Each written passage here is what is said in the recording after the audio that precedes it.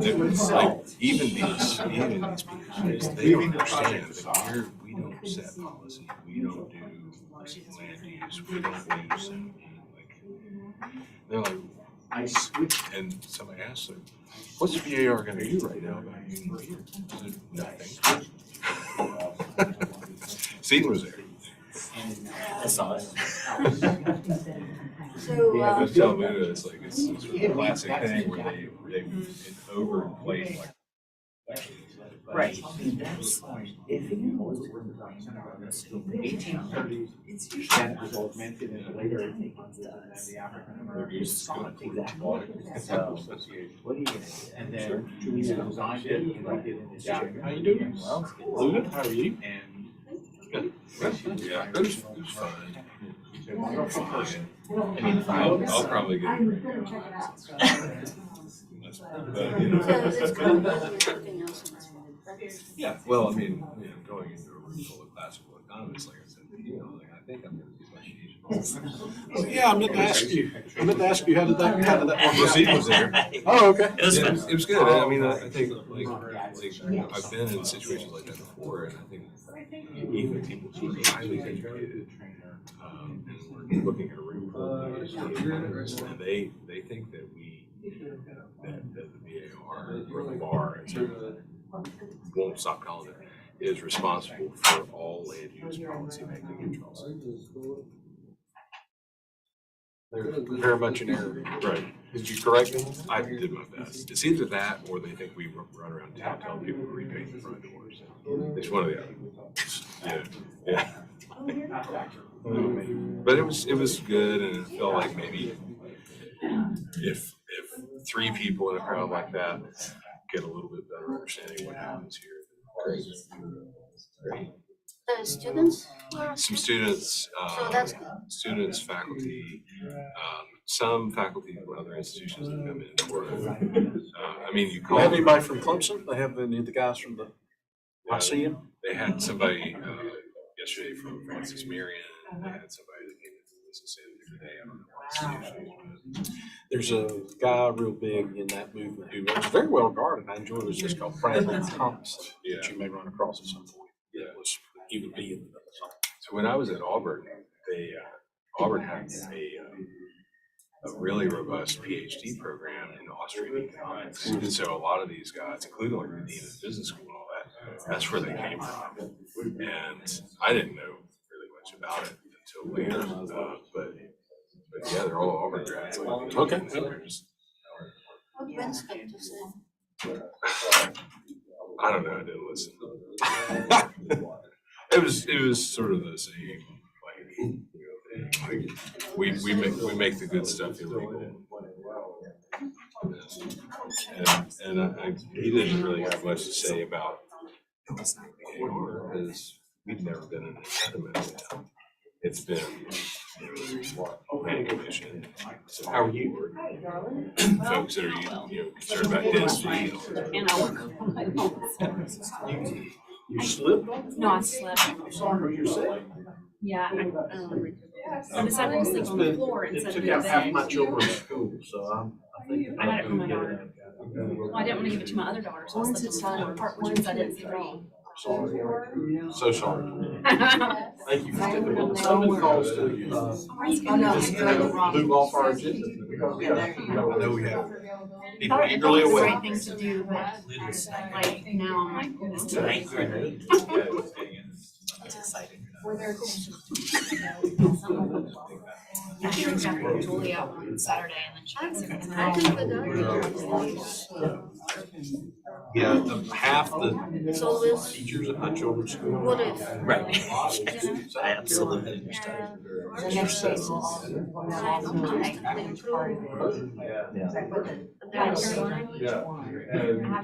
My youngest is nice context. It's a family member. They're all. Family oriented. There is But Caroline is the closest thing to South Carolina. So it does have some meaning to me. part of the town inside East Bay. Has a great opportunity to have the some mix. We're both very proud of this. Maybe. So it's kind of transitional. moving from a little bit more traditional to a little bit more contemporary. Yeah, and to have, yeah, exactly, so to have the historic remnant there, and then have it juxtaposed with, more contemporary traditional side. Yeah. It would be my honor. I mean, that's what I think. You know, we were hoping that. So.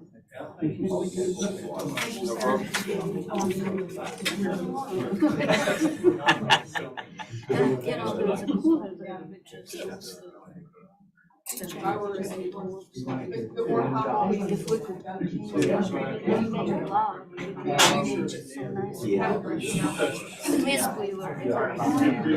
Is the person that owned y'all's property the same as the adjacent properties? Or just all different areas?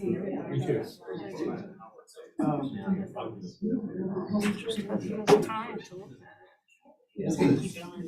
It will take us. Yeah. It's like a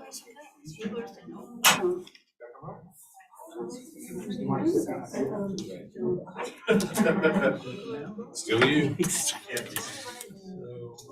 How'd it go? It went fine. Good. Yeah, I mean, I was telling them just sort of general, well, the scene was there, but the classic sort of general misunderstanding about what our charter really is. Like, everybody thinks it's bigger, you know. So actually, it's good that they invited. Good to see you, James, I guess, as always. I was ready for a little bit of a beat down, to tell you the truth. I've been there before. Our students don't know the difference, so you're good. By the way, I can't tell you the number of people who approach me. It's good to see you. I've heard that too. And I'll readily take credit.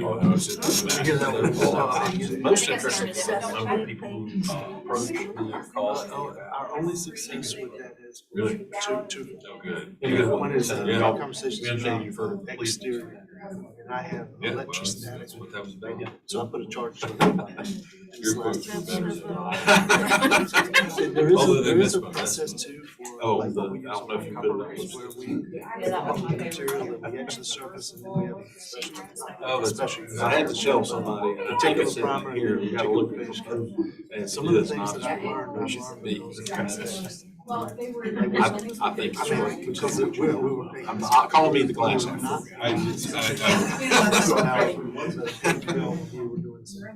But it just wasn't me. Wait a minute, what kind of thing? So That's what we're gonna use sweet. from now on. And, but yeah, I had a and then I professor also when I was know, I don't recall it, there's a manufacturer I that was will, happy in on class, I was just watching. glass stainless steel for After it's years, like, whether it's, 4, yeah, the 6, most 8 polite inches, bulldozer out like there. if we're gonna bend it and use it for Try to a, be, not all. through wall flashing or something like that. They'll apply. Okay. Yes, sir. And that's, I find. Yeah, so, you know, on the front up. Oh, is that what I can, oh, yeah, okay. No, it's got says, you know, If they would like to use it, yeah, perfect, great. This is the one behind the fire station. Yeah, so I was there yesterday. Quite an innovation. Well, I was actually okay with the look of the stainless steel. I never really worked actually. I mean, the look of the mock-up on the left-hand side. Yeah, there you go. Not that much. I thought it was fine. I think. I'm fine saying that. I'm fine saying that. I mean, there's a lot of different ones. Thank you for everyone's constructive remarks. I didn't mean to come across. And you know, even on that side that I thought was, it sticks out my back. Yeah. Jay did a great job. It's fine. Well, sometimes it's historically important. We need them in stop here a little bit Yeah, short they do a good job with that. because you're gonna get 90%. There's another good one. Probably gonna be okay. And so we still have this, we still have this, we have our counter flashing, but we just don't take it off. And one thing I didn't touch on, just got a sheet of metal. I really We all want set? to I think it's a little piece of expanded metal and lath or something, so you got some for that morning. Maybe the Because otherwise conductor you just got that slit metal. It's not really binding. Just not fit enough. Good afternoon and welcome to the March 22nd, 2023 BAR large in-person meeting at the Crawcheck Public Meeting Room at 2 George Street. My name is John Robinson. I'll be your chairman this evening. The other board members present with me are Jay White, who will be recusing on item number 8, which is 41 B Street demolition there. Luda Sobchuk, who will be recusing for agenda items 4 and 5, 518 East Bay Street and 77 Washington Street, respectively. James Metters, Seton Brown, and Carol Wheeler, who will be appearing as the alternate for Ms. Sobchuk and possibly for Mr. White on the items noted above. City staff present, of course, from Torrey Pierce, City Architect, Lawrence Courtney, Staff Architect, and Linda Bennett, Senior Preservation Planner. For those of you not familiar with our agenda or how we conduct business, the order of each presentation will be as follows. There will first be an introduction and overview of the project by city staff for the benefit of the board and the public.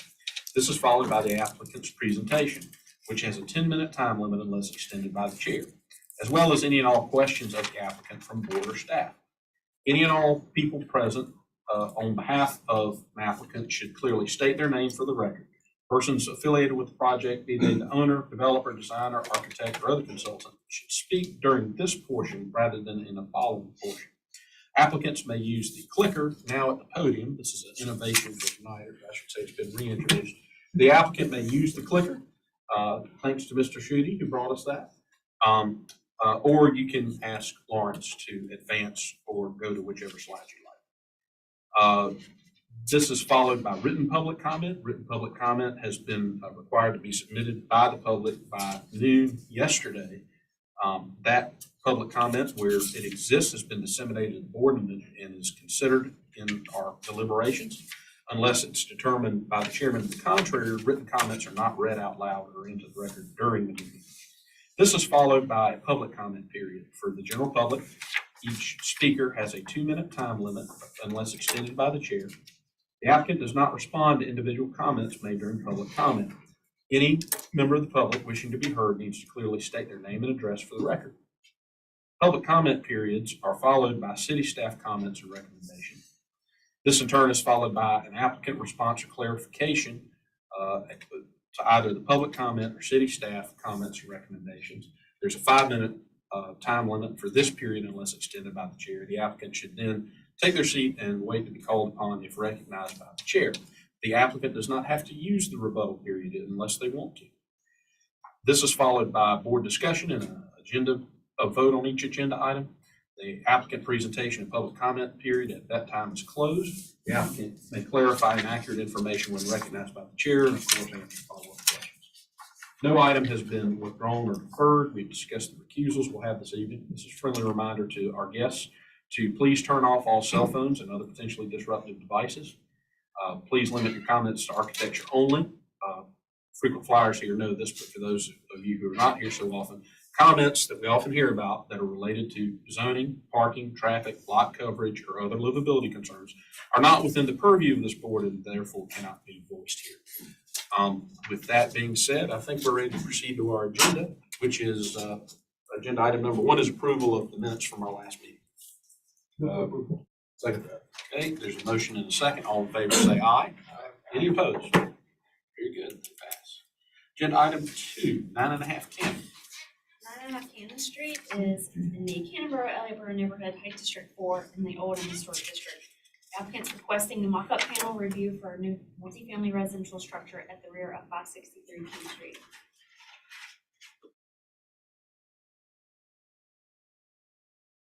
This is the red outline showing you the location of the project. And some streetscape images showing you the location.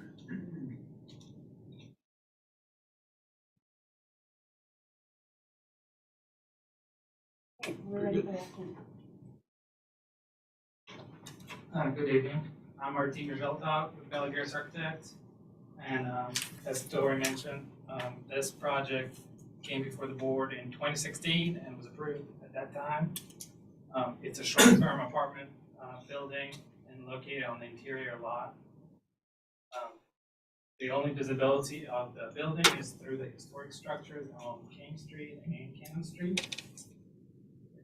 The primary wall materials are brick, steel, and stained cedar at the porches, and then steel and epay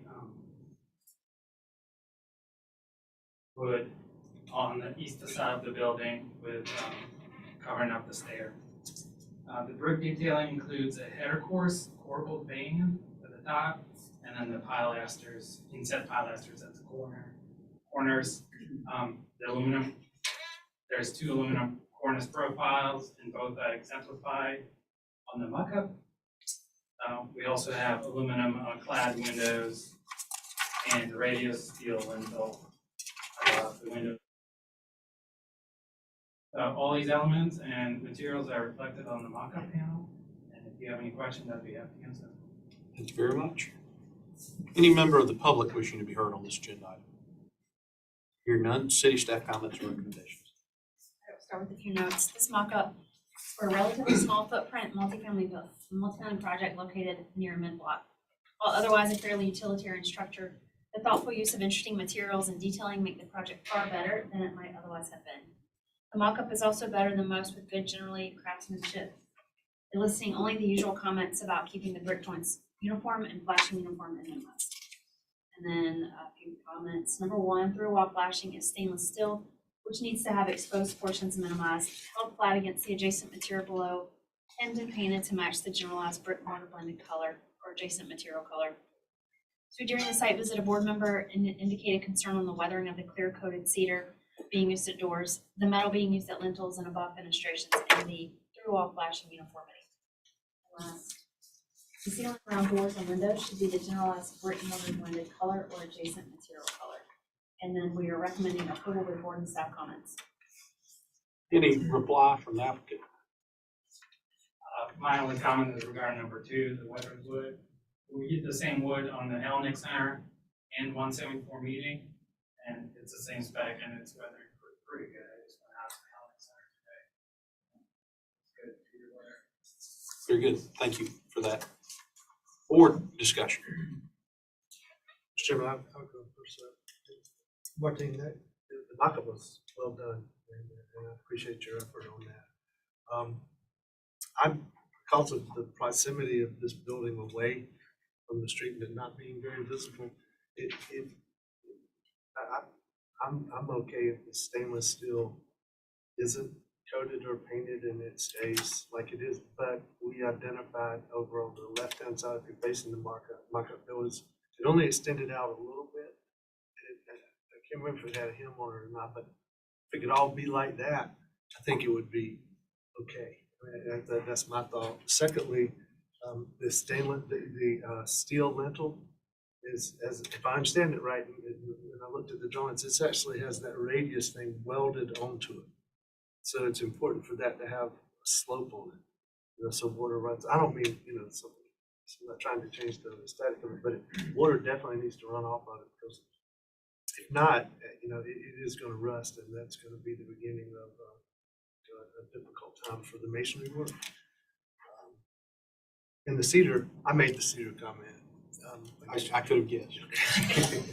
But it was just because it's exposed to the elements. It's probably not going to do well, but it's not terribly exposed to the elements. Very good. Further board comments? Hearing none, can I entertain a motion? Sure, I would move for approval with board staff comments. Okay, very good. Is there a second to Mr. Matter's motion? Mr. White seconds. Mr. Brown, how do you vote? Yea in favor. Mr. Matters? Yea, in favor. Luda? Yeah. Mr. White? And myself, yea in favor. Thank you to the applicant. Agenda item number 3, 200 and 210 Spring Street. Through 210 Spring Street. 200 and 210 Spring Street is a new construction project on the west side. Height districts are 5 and 6 in the Old City District. The applicant's requesting conceptual approval for new construction of a 152-unit hospitality project. And my thanks and apologies to this applicant for the fact that you couldn't be heard last time. I think you would agree that having a hearing without glitches. It was probably more fair to you, even though there were some delays. So thank you to the applicant and our apologies. Airline gate for 4 hours on the plane has not taken off. And stuff happens, nobody's fault. It is what it is, so. Jeff Roberts from the development team, thank you for the privilege of being able to present this. Thanks to Tori and Lawrence for a lot of collaboration, and also for the architectural team, Nathan and his associate Caitlin Scoville, who I'll call out for exemplary work. We didn't rush this project back. Nathan probably did 30 different iterations and only had the temerity to show me 8 of the 30 Becky did. But we really tried to simplify it, make it more elegant, address the board comments. We're very, very proud of the project, the collaboration, and from that I'll leave you to Paul, architect friend, Nathan Schutte. Thank you, Mr. Roberts. Mr. Schutte. Thank you, Jeffrey. Good evening, Nathan Schutte, McMillan, Paston, Smith. On behalf of the design and development team, I get the privilege tonight to be presenting a dramatically refined concept for 200-210 Spring. Our deferral back in December was a culmination of very thoughtful consideration and conversation by this board, and really resulted in detailed and constructive feedback. Embracing this feedback, the presentation I'm giving you tonight is organized really with a hyper focus on clarity, order, and simplification. With that, the presentation walks us through our attention and the development of the veil, the hyphens, and the sloped roof forms, with a few other refinements sprinkled in. Rigorous pursuit of the VAR principles, Jeffrey, Patrick, and the rest of the design team, we went back and began the rigorous process by affirming the design intent for the veil. When we presented the veil is both a functional and sculptural element used in the design to transition from the traditionally arranged masonry elements to a design more reminiscent of the character of the medical district. This new generation of the veil is successful and achieves the order and simplicity and ultimately the elegance we were seeking. The sculptural aesthetic of the veil has been refined into a single sweeping motion and a movement toward the southwest corner of the development. This gesture is now composed of twisted panels, beginning in a closed vertical position and rotating open to the corner. Additionally, the individual panels are now arranged in a direct relationship with the underlying vertical proportions of the curtain wall and the order of the curtain wall underneath. I think it's worth noting that this simplification eliminates more than a third of the panels in the original concept and half of the panel connections that were necessary in the original concept. The overall effect here now is really one of light, transparency, and of a legible order. This second comparative here is a little bit of a hybrid, and to Jeffrey's point regarding the variations, we studied a number of different roof forms, and tonight are representing and sticking with a minor tweaked but elevated roof form in complement to the sculptural nature and the gesture of the revised veil composition. We also here, you can see the evolution and the advancement in the design of the hyphens. Building on that feedback, the hyphens are now an extension of the masonry detailing of the building. And this approach is far more comfortable. It provides the clarity that they are not an extension of the glass. They are really a part of those masonry elements. Looking at our approach from the east, you can see how the closed leading edge of the veil sort of captures and frames the building entrance. The sweeping curve and the opening gesture of the panels lift the veil, adding a sense of light and air. Additionally, at the entry here, we've incorporated a number of other refinements to the design to improve its legibility. Those include a slight pushing and pulling of the glass elements, a little bit of refinement to the configuration of the grate glazing, the composition itself, as well as we've adjusted the height of the canopy to really articulate and identify that front door. The comparison renderings here really illustrate the dramatic change that we've achieved in the subtle refinements to the entry, but as well to the overall design of the veil. It's really quite striking. The view from Courtenay, here we can see the transparency and the organization of the veil panels, how those enhance the order of the glazing and complement the expression of the movement and the balance that that movement has with the elevated roof form. It is created in the position of the panel rotations. By that I mean, if we look at the way the panels open from the bottom to the top, the rotation is the same. All that really changes in the design is the starting point of where that rotation occurs. So what I'm speaking to is really how these panels rotate remains consistent, but where that rotation begins on its way to the corner is what moves in the scheme. Here we can see that comparison of the multiplicity of panels in the original scheme and the simplicity and clarity we're able to achieve in the gesture as we're bringing it to you this evening. The openness of the veil turns the corner. We've done this deliberately to provide the first full bay of the corner, unobstructed views to the Ashley River. This gesture continues down and towards the Ashley following Spring Street. Ultimately, it begins its return on the corner and sweeps closed in a similar fashion to the Spring Street frontage. Also here, we've continued to develop the openings at the base of the building and the configuration of that to enhance the overall design. That's a little more legible here in the comparisons. You see how the masonry base turns the corner and opens and allows the glass form to land nicely in the composition.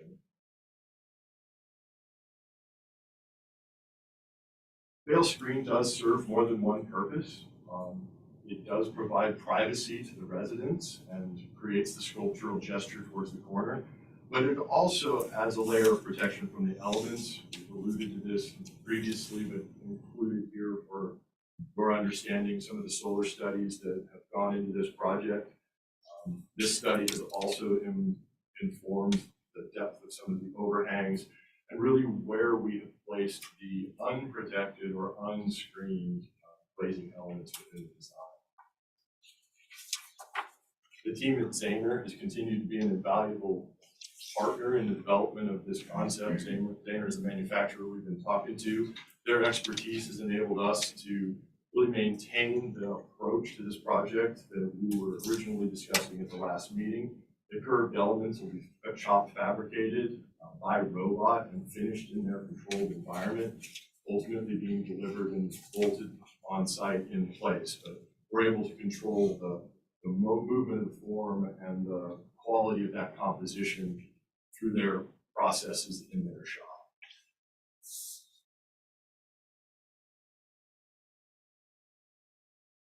Ultimately, the result is a clean and organized aesthetic. It's one that will really bring a level of detail and a finesse to the composition. We will bring components of the elements to our preliminary meeting so we can touch and feel and see these parts and pieces. I do have a sample of the stainless steel screen. With that said, we'll have all of the components for us to touch and play with and we'll come back. Here again, you can see the transformation from the original scheme into the simple, refined approach. As noted earlier, the hyphens have been refined to a continuation of the masonry elements. They remain set back 4 feet, and we have introduced a 3-story punched opening to really connect and present the upper 3 stories as a unified component of the scheme.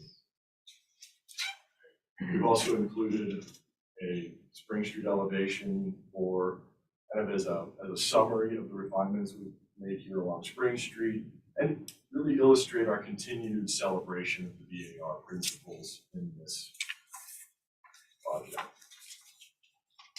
Going around to the north, we've also made some additional refinements to the base of the building. This significantly reduced the number of visible louvers on this and other sides of the building. We'll continue to advance the detailing of that as we move the project forward. We think it's an important refinement to the quality of the experience on all sides. So with that, it's my pleasure to show you this scheme tonight, as it's really the result of thoughtful feedback by this board and others we've been able to engage with, city staff and other partners in the community. It's transformed an initial idea into a highly ordered and complete project. And we look forward to working with you as we advance it through the next phase of design. Thank you. Thank you, Nathan.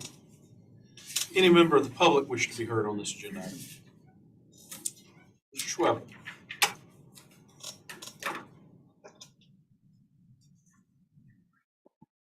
Thank you, Mr. Chairman. Justin Schwebler of the Historic Charleston Foundation. We'd like to thank the applicants for their continued regular communication throughout the development of this project. The changes that have been incorporated from the board and staff comments from the last meeting have helped move the project in a positive direction. We do, however, feel that the changes on the western glass volume have not gone far enough. Our concern with this portion of the development is that it still feels blocky in its proportion and the deconstructivist nature of the material application. We're not necessarily opposed to this material assembly, but would prefer to see it applied in a way that helps break up the cube-like form of the western volume and help add some verticality to this portion.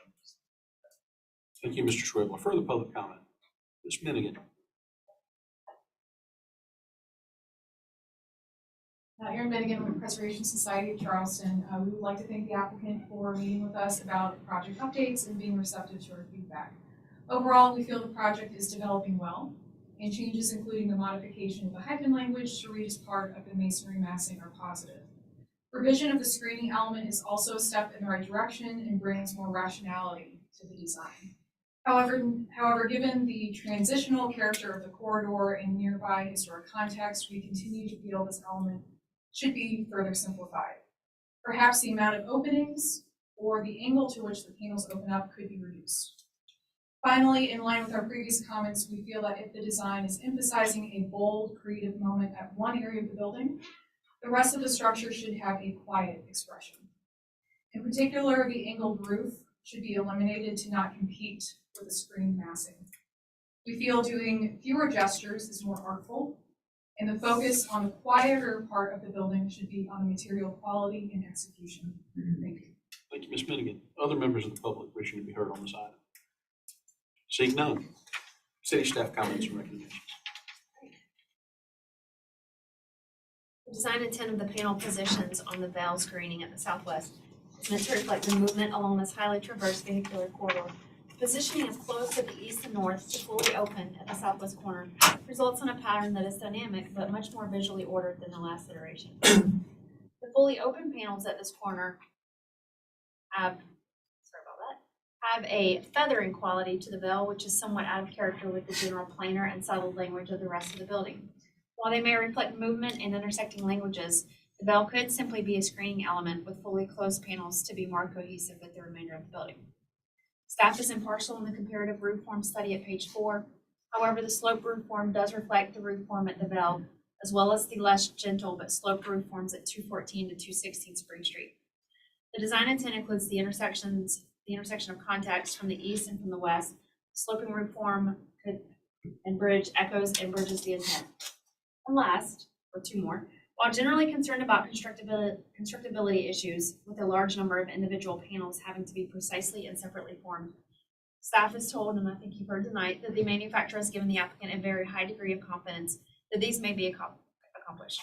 Staff continues to be concerned about the screen's material composition, with the stainless steel panel frames being made from galvanized steel, which over time will not fare as well in this semi-corrosive environment not too far from the Ashley River. Staff believes that in order to ensure success over an extended period of time, all parts of this screening system would be better as stainless steel and should be considered as part of the preliminary submittal. And last, any proposed illuminated signage will need to be reviewed at a later date. And we are recommending conceptual approval with board and staff comments. Thank you, Tori. Any response from that? Just a brief response regarding preservation and historic Charleston. We always appreciate their very close collaboration, and sometimes friends disagree on some fine points. Regarding Tori's comment with regard to the veil and the organization, certainly from a development perspective, we can deal with a flat veil, but we opted to go with this far more simplification because we think it adds some architectural panache and style to it. So either way, it's quite developable with flat, but we chose that and Nathan could expand more if he wants to. But we just think it brings just more style in its ultra simplified fashion. So with regard to the pieces and parts of the assembly, we have no point of disagreement, and for members of the board that know us, at preliminary stage, we would have certainly received a letter opining to the compatibility of those materials and fasteners, and we have no objection to stainless steel. But Zanger will put this in writing, and they are a very large and credible company, so we'll have no conflict on metallurgy or components. They're going to be exactly what they want to be because nobody wants to come back and fix it or look in the rearview mirror. Don't want to do it, so we'll have it nailed. Thank you, Mr. Roberts. Board comments and a vote on this agenda item. I would agree that the project has refined nicely. I agree with staff comments except for number 2. I do think that some geometry and movement in Vail is appropriate. And usually if you have one sub-trade or specialty supplier that's providing the whole kit of parts, it's well coordinated, although the dissimilar metals is a distinct concern that I know that y'all will be discussing with them. I also am thinking that either this rear roof that's sloping, either that slope needs to begin right where it joins the veiled portion of the building, or the thing just needs to be flat. And I actually think that if it were up to me, I would probably make it just a straight line so that it doesn't detract compositionally from what's happening on that southwest corner. Further board comment. So, Mr. Lawrence, if you go to page 12, slide 12.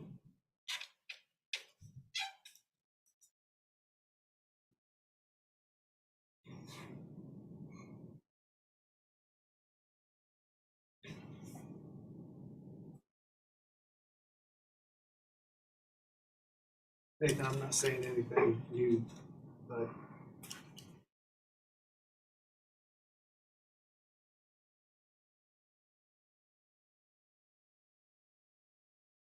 Is that the one you want to change? yes.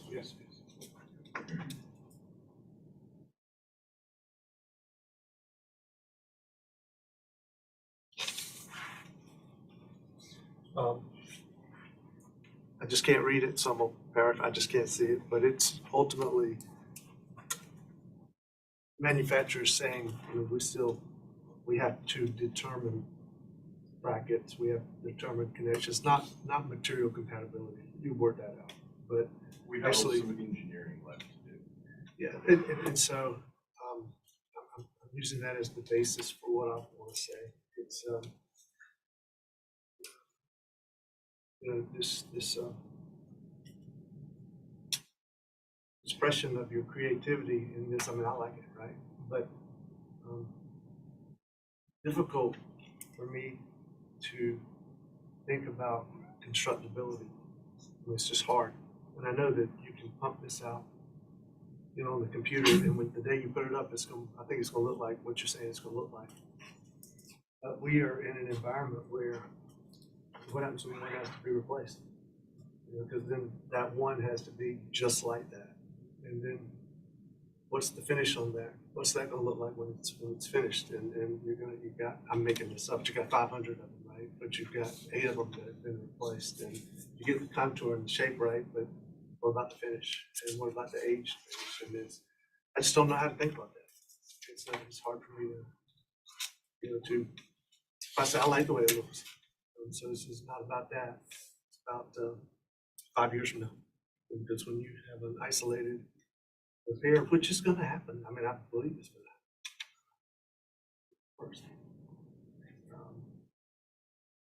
happen. That's it. Thank you, Mr. Meadows. Further board comments? Yeah, I'll share that. I think it's progressing really nicely, like all the improvements that you all have made, and appreciate you considering different perspectives on everything. The sloped roof, I really like the sloped roof. To me, it connects more of the traditional repetition architecture that you have at one side of the building and neighbors into this more contemporary style. So I would say to keep the sloped roof. But my biggest concern, or well, one request too is when you're submitting a current and a previous submittal, to have them from the same perspective. Like on slide 6, I can't see, and one I can see where the hyphen is, and the other one I can't see. So I'd like to be able to evaluate them on the same perspective. But my only concern is the entry exit for the carport area. It just looks lacking to me, and above it, I can't tell. Is is it less opaque than it was before? And if you go to 6. It just looks like on one side I can see more of the inlay of the design, and then the other I can see through it. That can be worked out at preliminary, but I think there needs to be something more substantial there, or a restudy of the entrance exit of the car parking lot. But overall, I really like the project. Mr. Chairman, Yes, sir. I don't think I was clear enough. Okay. I like the project, and so I look forward to voting for it. I would like to get something from that manufacturer that we're all, maybe even for conceptual, right? Because once we get conceptual, it's a big deal, and we don't really have these details worked out, the real details, and I feel like that's critical. Again, not the materials being compatible, but how's this thing? How is it going to be changed? How is it going to be repaired? I mean, how is What you're really speaking to is replacement parts down the road. I mean, Right. you know, if we got a brick, like every other part of that building, when something gets damaged, you're gonna repair it, and it's gonna be nice to look at. I don't see how that. I see this being much more difficult, and maybe it's not. And I acknowledge that maybe it's not, but I don't know how it's not. So I'd like to, I mean, it's important for me to like to know that. Further board comments? Again, the development of this project is going nicely in right direction. Personally, I really like the corner, always did. Simplifying is nice, but dynamics of it is what kind of interesting for me. Because you can have same old, pretty much, like the simple screen, but that screening seems to be important for the glazing because of the west and east, southern exposure. But also it's the travel of road is really introducing you to the dynamics of changing from the dynamics to more static masonry parts. So that's kind of my 2 cents here. The roof, I always liked the sloped roof because it's kind of subtle introduction of from dynamics to the more subtle parts of the building. But also at the end, you have that amenity which you're trying to have a higher ceiling, so that works nicely there. And if we start at the point what Jay was recommending, that's probably will work well together. The hyphens are nice. But a little bit about the vehicular entrance, it's a little bit too utilitarian for me. It's doesn't speak as well to the pedestrian entrance, which is next to each other. So I don't know if you can look at it a little bit more. Other than that, I'm ready to vote for conception. Good, Luda, thank you. Further board comments? I might introduce a motion for conceptual approval, with board and staff comments, accepting staff comment number 2. with specific manufacturer information on the design and maintenance of the veil. I'll second that.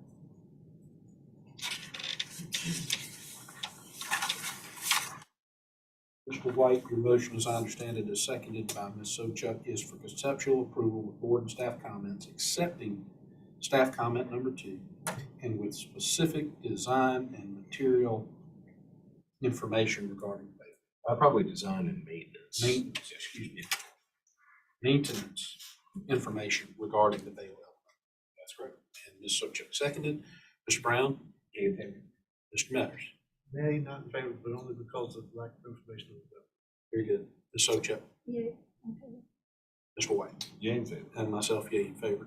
As you can hear, let's figure out as much as we can about this veil system and the materials and what guarantees or warranties are we're going to have long-term regarding that element, but thank you. Okay.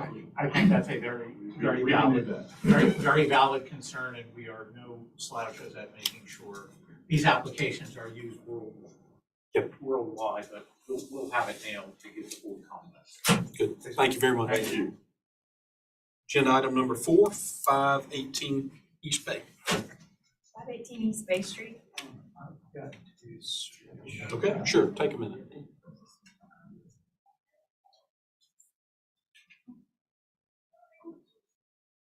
And lots of materials. Bear with us for a second. Is Karen sitting in on this one? I believe she was going to. Without you, we'd still have a quorum.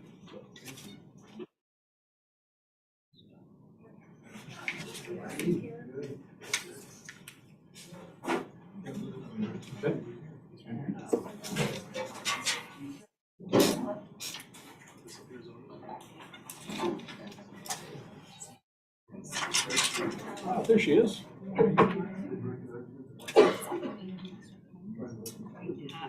have a cold, but I don't use this today. I'm not gonna make it a big deal, my word. Sorry. That's hilarious.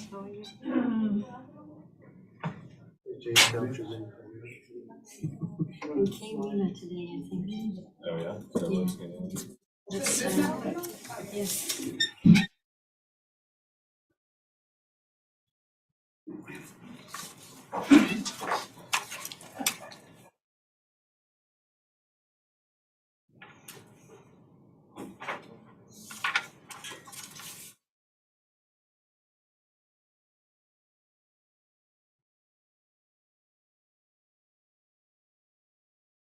We got a whole mock-up. Just skip that, just move ahead to that step. Wouldn't you like that?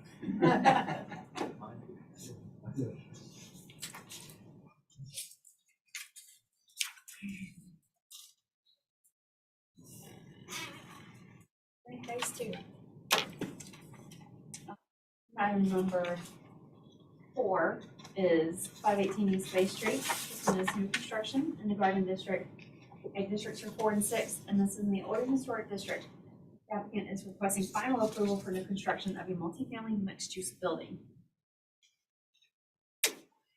This is the location.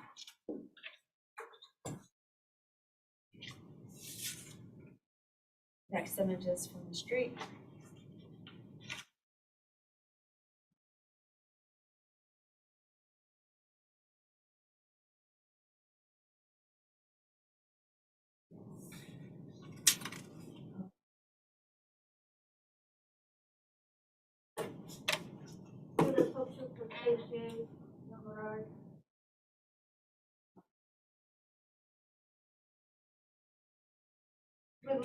There will be suitable color. So we may need 5 more minutes. Sure. Then the guidance will start with architecture, then we'll continue with the design, with survey, and I will talk about all this materials. Members of the board, pleasure to be here. I'm Steve Goggins, SGA NW Design, and I've got a number of team here, and our client is here as well. We welcome them, and certainly welcome their input as well. I'm going to be brief. Thankfully, the staff comments were not that many, so we're going to tend to those mainly. But certainly invite any questions or any discussion that may be warranted as well. You and your decision-making process. We've already gone through context to a certain extent, so I'm going to let Lawrence, if you don't mind, drive. But we can spin through slides 1 through 11 in context, and I'd like to get to slide 12.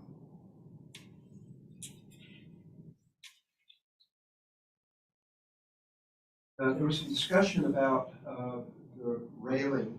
That was one of the comments, whether the railing would be apparent or not from the street. And what we have done is we've stepped the railing back considerably. And the elevations, if you're looking at it from a two-dimensional standpoint, it's still very apparent, but when it steps back like this from the street, you won't be able to see it at all. So we can look at sheets 13 and 14.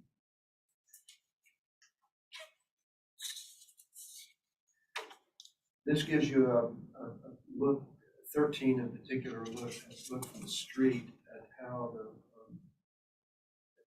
your view, and you can see readily that down below you'll see the rail on top from prior cement, and then up at the top that image, the rail disappears. So we've taken care of that, we think. Then if I can respond to staff comment regarding continuing materials into the garage bay, that would be sheet 15. Okay, this is a detail that shows how those materials would be carried into the garage bay. And then on sheet 16, a little tough to discern, but in the image above, if you view it very closely, you can see how we have, in fact, turned those materials into. Okay, there was a comment regarding the cornice, and again, I would refer to sheet 15 and sheet 15, please. There's a detail where we detailed the cornice, and this cornice will be used consistently. And Tori had mentioned that she wanted that cornice to be like the rendering, and we think this is reflective of that, what we have in the illustration of the rendering. And finally, maybe not finally, but next, there was some discussion about whether about the top level single versus double windows in attempting to lower the parapet. So if we could go to sheet 24.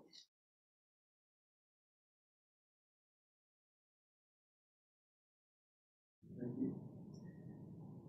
Again, a little tough to make out, but we have worked on lowering the parapet above.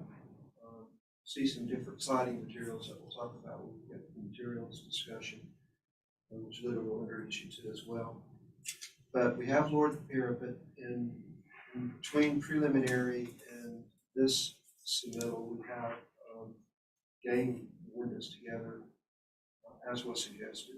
So and we're pleased with that change. We think it does lighten up that top. And I think with the horizontal siding that we're going to be showing you, we've got great equal continuity for it as well. So. And finally, in terms of staff comments addressing those rooftop units, sheet 32.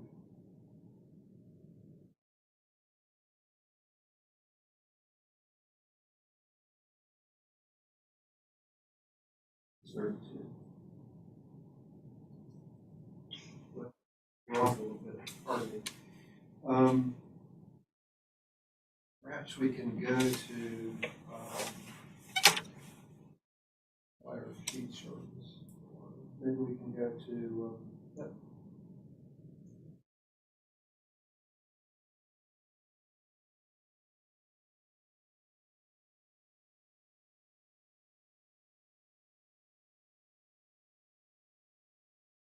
Let's try sheet 20 if we may.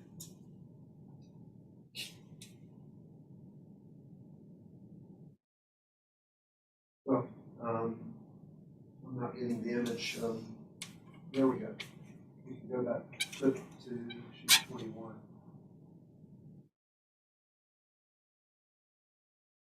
You begin to see the rooftop units, and we'll have a sample of the siding and show you just a second. If we can then go to the plan sheets 15 through 22, there are just a couple of things I want to mention there in passing. Sorry to jump around a little bit like this. If we move on to 16, 17.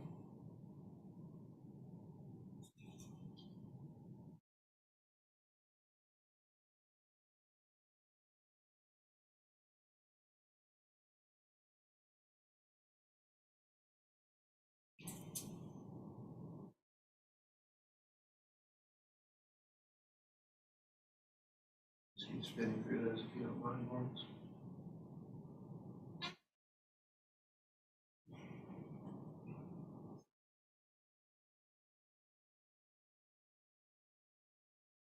Okay, building sections, I don't have a whole lot to say about those, but we'll be getting into some larger sections in just a second.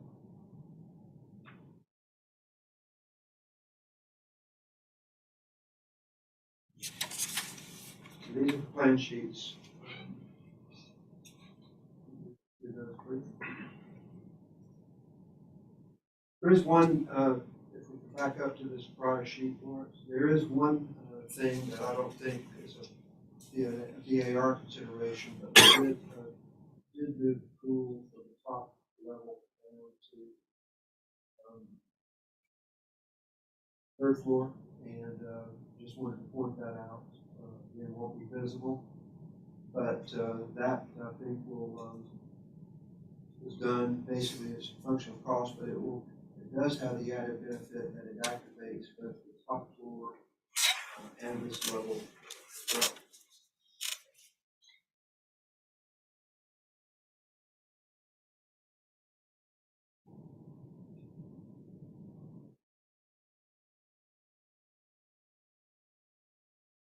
See the top floor here.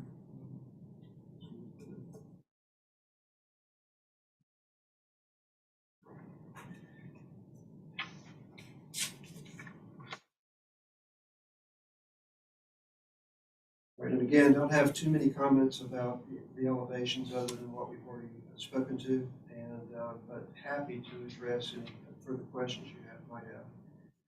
Bill Eubanks is going to discuss some of the landscape architectural elements and some of the things that he's done as we move towards final approval consideration here. And, Bill, welcome back to you. Hey, Bill Eubanks, good evening. There's not a whole lot, so the site has not really changed since we were here for preliminary. We've just kind of advanced that design. Like Steve said, we've moved the pool from the 6th floor down to the 3rd floor over the podium parking. 7th floor, sorry. Second level, yes, sorry. Yeah.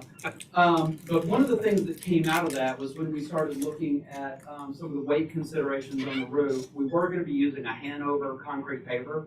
And because of some weight considerations, we went to a Hanover porcelain paper. So we've decided to use that throughout the project just for consistency. Pass these around, take a look at them.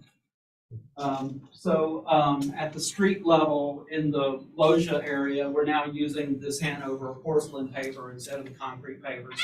We've also, even since we did our VAR submittal, we've advanced kind of the paving pattern under the loggia. We've gotten a little bit more detailed with it and made it respond to the architecture of the columns and such more than we had before. The only other change really to the site plan is we had it's not a ramp because it's less than 5%, but we had a sloped walkway going from street level up to the loggia level. And in working through the final grading, we were able to shorten that, which I was very pleased with because it kind of eliminated a pinch point that we had with the planting along East Bay. So it's a much better situation than we had before. It's a shorter ramp than we had before. We also have a series of planters that we're doing along East Bay. This is a sample of, they'll be much larger. Actually, the planter that we're using is 24 inches high, 20 inches deep, and 8 feet long. But this is the material and detail, and so it's very, very simple. And that's pretty much it for the site. We are going to be using, we'll be using brick and cast stone that match the building throughout everything else. Then you want to talk a little bit about materials? So, 2 sheets. I believe it's 80 something.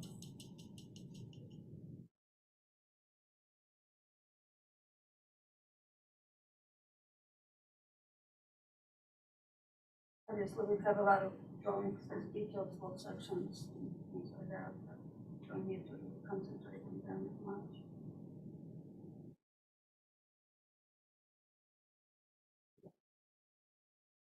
So, we brought some of the samples last time for preliminary, but we're extending what we're going to use on this building. As far as the brick, again, we discussed 2 colors of the brick, but also one which is gray for 6-story portion is exposed brick, it's a face brick, and 4 and 3-story we discussed to steel paint. We're working with joints, so they're not water joints, so they're not collecting the dust as James was concerned about it. It all will be a smooth and continuation of that, so kind of pretty much that. And the cast stone, we're using it, the loggia and the steps and the wall along the not ramp but slope. And also we have about their signage, which is very simple, and signage letters will say what building it is. Right now it's 515 East Bay, but we're thinking it's a projected lettering with no light, but stainless steel, it could be copper. We will try that later, and we'll try to show that on the model panel as well. So that's about the brick. Obviously, we have metals, aluminum storefront, which we're using this material, and we have a lot of different canopies with the soffit, which is wood, or again, same aluminum material. This time, we have a few screens, obviously, along the East Bay, which is on the northwest corner. That's where we have a solid wall behind. So we're thinking something more like laser cut, more artistic patterns for that, so it's more interesting. And then for the all the panels around the garage, we're thinking this is maybe an example of the material, which is the punch through metal. So that before, that's the power window, aluminum wood, aluminum clad. The simulated version. We showed the rail before, it's also aluminum with a simple design. And something new we're bringing up here today. So that's a 6th floor. And this is a long board siding manufacturers. It's manufactured in companies from Canada, actually, Vancouver. And they have 3 different sizes, and also they have some, we talk about renewals, so that's a part of the renewal which we can do. In the same time, this is not really good, but this is actually color that we got it and they built for us. So that's what we will be using, which is complementary to the brand. We are contemplating to take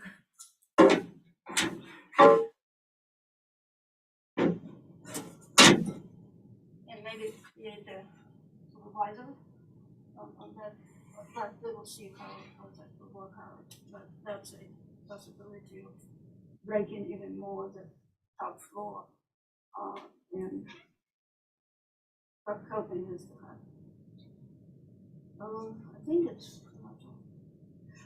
The HVAC screens, we don't have samples, but there's a manufacturer, I think, on good shoes. And they are aluminum again.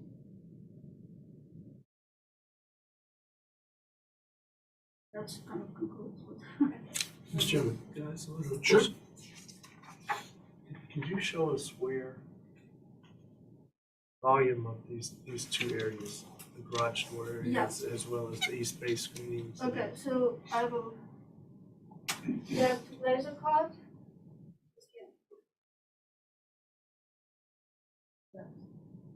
I don't know if I have, and then the Laser cut meaning this one. The black, just, the punched holes.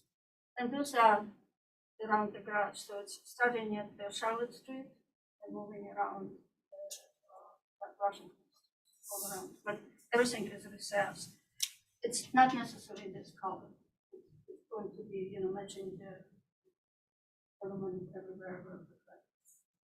And not necessarily this pattern, but what I'm saying is it's 2 different techniques we will be using for. Each time I see it, I just remember the building, Jack. Eddie did. The tech center? The tech center. And I know we're not talking about that volume, but it was, each time I see it, it makes me want to inquire what the volume is. Yeah, it's not going to be that intricate, obviously. It's more utilitarian, but a little bit more than just movers or, Yeah, the tech center is an acre's worth of concrete facade. right, this is the contemplated usage is a small fraction. Right, and this is to help to screen the headlights. And you would propose 2 different patterns, but in the same color? Oh, not same panel. This will be just one pattern for the garage.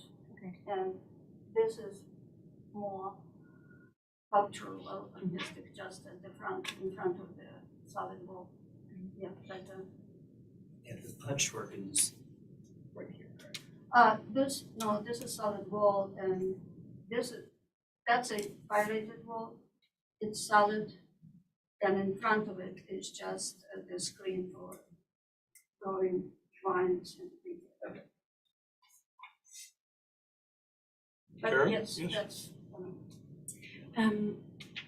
And the visor that you were talking about, are you contemplating that above the windows on the 6th floor? Yeah, right now we have this recess on above the windows, just all around the 6th-story, above the windows, doors. But just thinking it may will help a little bit more. Also will help with some water intrusion. Sure. Any further questions from staff or board at this time? Karen, I had one more question regarding those custom pergolas that are shown on the landscape plan.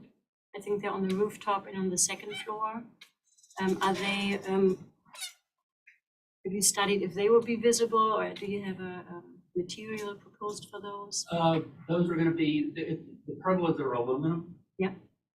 And they're gonna be painted a dark gray. Yeah, just to match everything else.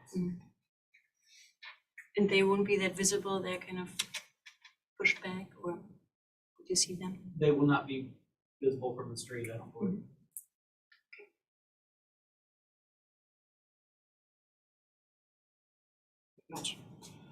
Thank you to the applicant. Any member of the public wishing to be heard on this agenda item? Seeing none, city staff comments or recommendations?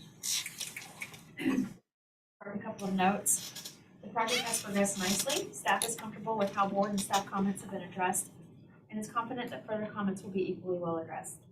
Paint and brick has been discussed with staff, and staff is comfortable with using paint on the 3- and 4-story portions to further differentiate the portions of the project. All right, we'll move into some comments. Number one, while this is something board and staff are working towards ensuring, all final material selections, finishes, and signage should be reviewed and approved at this time. 2, confirm proposed material for rooftop equipment screening. 3, material change at 6th floor has been discussed with staff, and staff is comfortable with the proposed material and its orientation. However, the wall plane over the windows at the 6th floor still seems too tall proportionately, and a study of lowering the ceiling height or adding a transom should occur.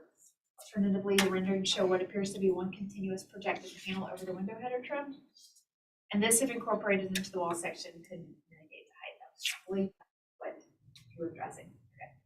Number 4, according to the rendering on page 29, the railing is still quite visible above the 5th floor. While the wall section on page 47 shows it pushed out to the edge, the wall sections on page 12, 31, 32, and 33 depict its placement in a position which would make it less visible. Please confirm that the railing can and will be pushed back consistently. We have addressed that. And our recommendation is final approval, the board and staff comments, and final review by staff of 4 permit drawings. Very good, thank you, Ms. Parrish. Any response from the applicant team? Only one item, maybe I wasn't clear, but, maybe I'm misunderstanding Tori, but we did lower the parapet. Making the change that you referred to. You made the change at the cornice, and then the parapet concern was at the 6th floor. And I think something like that might help mitigate, and that might be what I was picking up on in the drawings anyway, so. And we did lower it. Okay. Awesome, as much as we could. Yeah. Thank you. Very good, thank you. So, Mr. Chairman, Yes, sir. Tori's number 1 comment. All final material selections, finishes, and signage should be reviewed and approved at this time. We're not doing that, are we? I think, so if you roll back the clock to years before, it was always really the unusual materials. If you've got paint, if you've got a small sample of brick, if you have a window, if you have materials such as this metal panel or these laser cut panels, that would cover, we wouldn't normally see the standard fare of bluestone paving and stucco and things like that. I was specifically talking about signage, really. Because that's in that same paragraph. Signage, Signage? is signage intended to is be in your number submitted? 1. Yeah, so Wait, I'm just saying it says signage should be approved at this time. Sign that you were talking about is on the building, correct? Okay, so there's that one too. There's a monument sign and a facade sign. If you go back on it's not here, well, it's not here, it's just after wall. So, yes, actually, elevation, this one doesn't have that, but elevations and, perspectives show that. But everything what we do is just 90 degree wall. it's this element right here? We can handle all the signage separately, like condition and approval, all that stuff. I'm fine with together that. separately. It needs to be reviewed. If it's not ready to be reviewed now, we'll do it separately. Is that okay? Of course, if that is it right there and that's it, and that's all we're reviewing, I'm okay with it. Got it? Okay. It is. Further board comments or questions? I'm comfortable with final approval. I have to say the same. This project is refined very nicely. It's a very elegant building. Further board comments? It's the first time I see that, so I just have a few comments, and excuse me if that has been brought up at previous reviews. But if you could go to page 19, so more, because it's final review right now. There were some awnings over 2 windows at the corner, at the top floor. And it's the only place where you have awnings over a window. Page 19. So I was just curious why it would occur up here, those 2 small little awnings. And then you have this, a similar corner balcony. The little canopy. And that's the only place where you have it. Does it occur anywhere else on the building? It's another one as well. Okay, I didn't see that. I thought it would be better if it was right above the window, not above the soldier cores, or if it's the only place. I was just questioning why it's only there and not at other corners. And then the other question I had was on page 19 and 20. You had introduced those reveals here. Yes. And it would probably make sense to introduce that reveal where the white building meets the gray building as well. Just it's what? It's step back. Okay. I thought it would be good to consistently continue that reveal. And on Charlotte Street, on page 21, on that elevation, I was curious. There's a balcony at the stairwell right here. It's not accessible. Is that just an element you wanted to continue? Yeah. There's a small door there on the story building. It is accessible on the side. This one here? Okay. It just seemed from the floor plans that it's not accessible, and then I would have suggested that it might should probably be eliminated if it's not accessible and you can't maintain it. Those were the only comments I had. It looks like a great building. The roof screens, I was also curious if they would be attached to the unit, the rooftop screens, or they seem to be, maybe you could simplify those a You little bit? can see that on the plan. Mhm. They are, there's a working space around them, so they're not attached to units. Yeah, it seems like they could be simplified. They seem a little busy. You could probably just simplify it. We studied the visibility of it, and we put it where you can really see from far above the lake. So you did all the view studies. Okay. Thank you. Good, Ms. Wheeler, thank you. Further board comments, questions? I think that the project is progressed really nicely. I think in one of the first meetings, it was shared that there's really not a context in this neighborhood, right? So for this project to be able to offer that transition of the historic remnant and then also to more modern architecture is established really nicely. So. Agreed. Any further board comments or a vote? I'll introduce a motion for final approval with board and staff comments. We have a motion to approve incorporating board and staff comments. Final approval with board and staff comments and final review by staff for permanent drawing. That's correct. Is there a second, Mr. White's I'd motion? second. Ms. Wheeler, seconds. Mr. Brown, how do you vote? Yeah, okay. Mr. Metters? Ms. Wheeler? Yeah, in favor. Mr. White? And myself, yea in favor. Thank you to the applicant. We didn't go anywhere. We got the next one. Agenda item number 5, 77 Washington Street, Nate Charlie. This one is a Category 4 structure in the Garden District.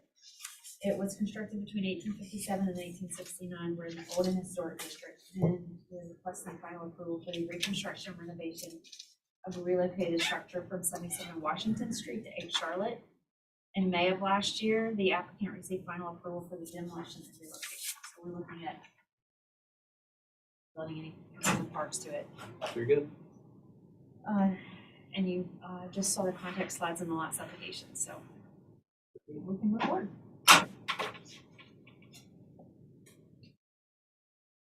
Okay, this is the house. Sorry, I have to be specific, I guess. This is the structure as it is today, And it will be colored. in all its glory there.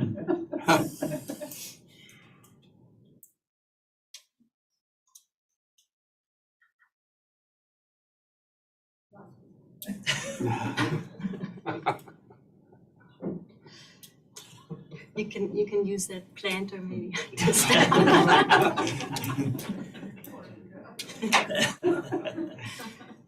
12-inch, 8-inch.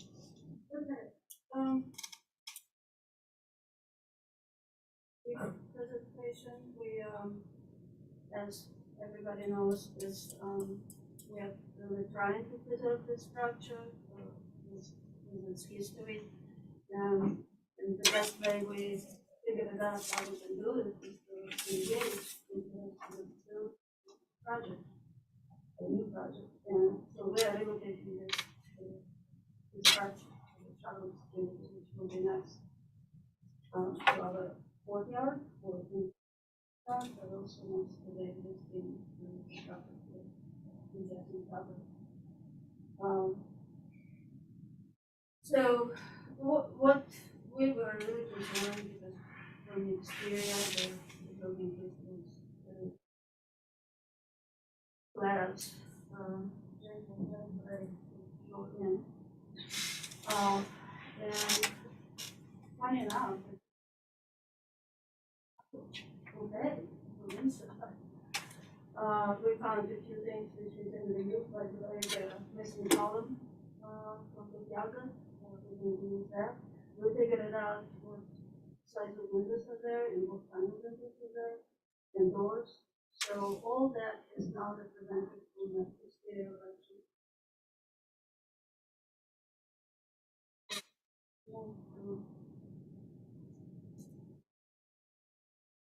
All right, let's stay on the very quickly on the plan. Obviously, we have to create a new foundation. It's at the same level pretty much as what it is now. Line with the level of the building.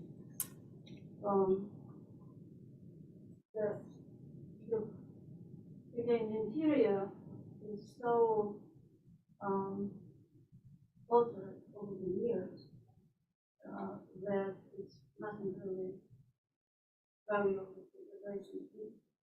On top of it, it's only like 400 square feet per floor. So we are elected to leave it open for functions we will decide to use this, probably some sort of retail, and introduce the connected levels. There is a chimney and fireplace inside, but actually it's inside of the portion of the roof which they are removing because it's a lake area. So that's why we're not even choosing here approval for removing part of the building. Elevations. Yes.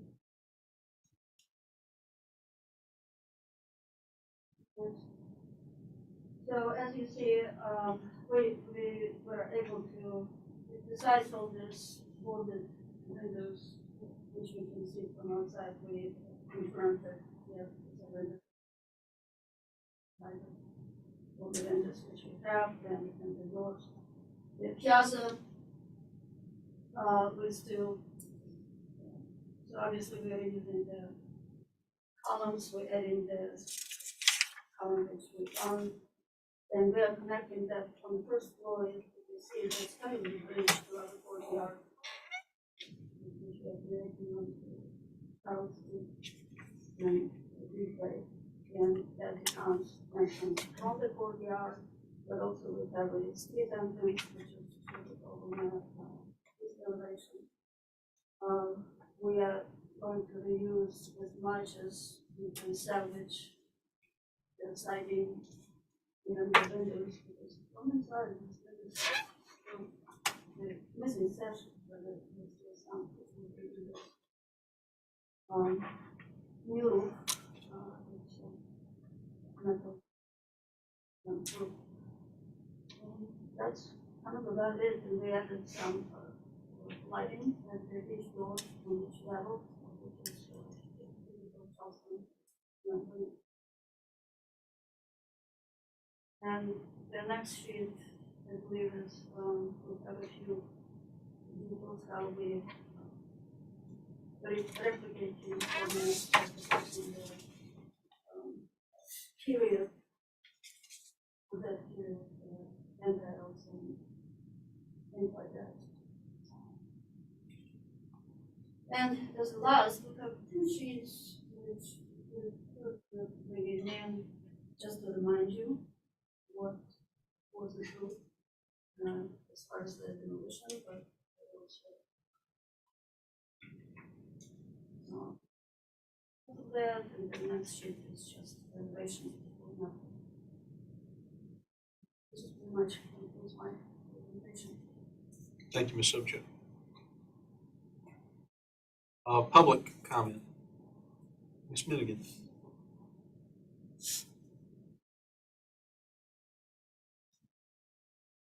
Conservation Society of Charleston, we would like to thank the applicant for reaching out and staying in close communication throughout this project. We want to again reiterate our strong support for the preservation of this building and appreciate the developer going to the lengths of incorporating it into the new design. Given that moving the building will allow for restoration of much of its original detail, we might suggest exploring reintroducing a more traditional piazza screen. The current entry configuration that appears to have been altered in the mid-20th century is quite awkward, and a piazza screen design that draws on nearby vernacular examples will be more in character with the rest of the building and the streetscape. Thank you. Thank you, Ms. Milligan. Further public comment? Seeing none, city staff comments or recommendations. Structure appears to have gone through many different configurations, which have become part of the history of the structure. Therefore, staff agrees with the course the applicant is taking, simply leaving things as they are and not attempting to rectify many architecturally glaring and visually disruptive combinations of elements. Once this path has been chosen, the building is small and there's simply not much to be concerned with other than matching the existing. 2, the building and work involved are simple in nature and there's just enough information to warrant a staff recommendation for final approval with board and staff comments and with a final review by staff with the 4 permit drawings. 3, existing chimney does not appear in the drawings. Applicant to confirm the status. Read my mind. And 4, the detail call out is mislabeled on some of the sheets, or some of the sheets are missing from the set. A detail mark refers to sheet 11, which is not the package. A conversation with the applicant indicates that the package was consolidated for the board's final review, which simply led to some miscoordination of references in this package. And the staff recommendation is final approval with board and staff comments with final review by staff of 4 permit drawings. Very good. Any reply from the applicant?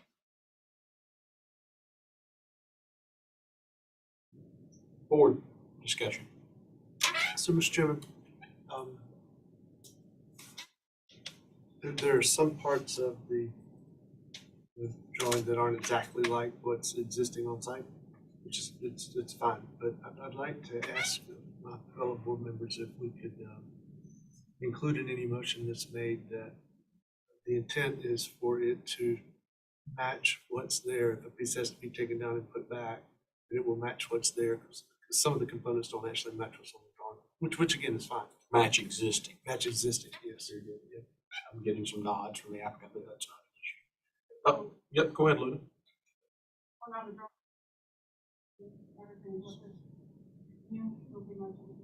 I know. I saw that. I just. Further board comments? I just have a comment.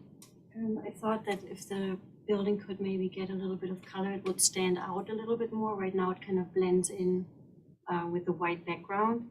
And since it's so small and so unique, it could use a little bit of confidence maybe.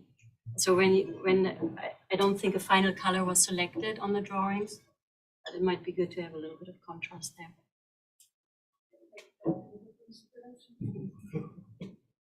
Further board comments or vote? A motion? I'll just say for background, the city has been advocating and actively pursuing the salvation of this little building for almost a decade. So I'm glad to see that we're here. Finally. Oh, wonderful. A motion on this item. I'll introduce a motion for final approval with board and staff comments and final review by staff. For the full permit drawing. Is there a second to that motion? seconded by Mr. Metters. It's in proper order. Mr. Brown, how do you vote? Yea in favor. Mr. Metters? Yea in favor. Ms. Wheeler? Yea in favor. Mr. White? Yea in favor. Myself, yea in favor. Thank you, Leah. And item number 6, 230 St. Philip Street, Curtis Square, Phase 2, Building 4.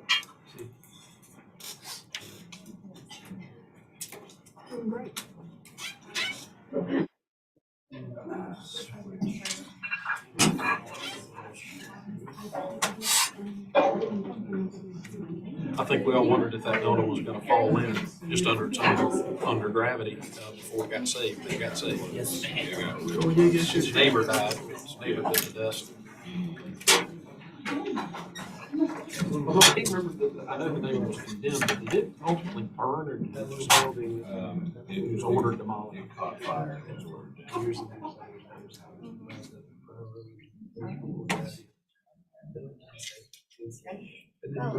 When you are. Where Lawrence, big deal. Playing catch up. It's good, we're moving at a nice clip this evening.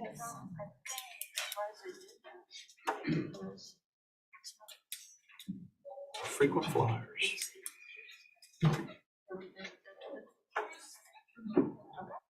Phase 3. Number 6 is 230 St. Philip Street. This is Curtis Square, Phase 2, Building 4 in the Canberra-Elliottburg neighborhood. Districts are 2.5 and 3, and we're in the Old City District. The applicant is requesting the preliminary and final approval for new construction of a 28-unit apartment building.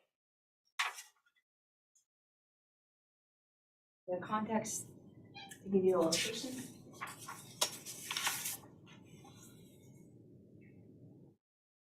Some existing streetscape photos.